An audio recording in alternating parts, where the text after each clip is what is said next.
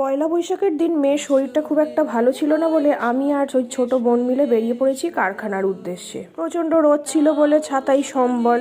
তো প্রথমে চলে গেছি আমাদের বড় কারখানাটায়। এখানে সামনেই একটা বজরংবলী মূর্তি হয়েছে, সেখানে মাথা ঠেকে গেলাম কারখানা। তখন মোটামুটি ঠাকুর প্রতিষ্ঠা করা হয়ে গেছে, শুধু এই এমপ্লয়িজদের একটু মিষ্টি বিতরণ, বকশিস দেওয়া, আর আমরাও একটু আড্ডা মেরে চলে এলাম মিষ্টি সিঙ্গারা এইসব খাওয়া দাওয়া করে।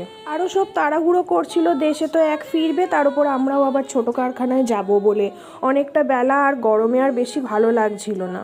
খুব একটা দূরে নয়, একদম সামনাসামনি, যার কারণে হাঁটা পথেই চলে গেছি। দুটো কারখানাই আমাদের হাঁটা পথের মধ্যেই। সেখানেও গেলাম, সেখানেও মোটামুটি মূর্তি প্রতিষ্ঠা হয়ে গেছে। এই হচ্ছে আমাদের ছোট কারখানা, এটা একদমই রিসেন্ট নেওয়া হয়েছে। বেসিক্যালি এখানে ছোট কাকাই থাকে। তারপর এখানেও একটু ঘোরাঘুরি, ফটোশ্যুট করে দুজনে বাড়ি ফিরলাম। গরমের চোটে যেন মনে হচ্ছিল কতক্ষণে তাড়াতাড়ি বাড়ি ফিরবো। নববর্ষ বলে কথা, খাওয়ার তো আর কোনো কমতি হবে না। দুপুরবেলা ছিল ইলিশ মাছ আর বিকালে ছিল দেশি মুরগি।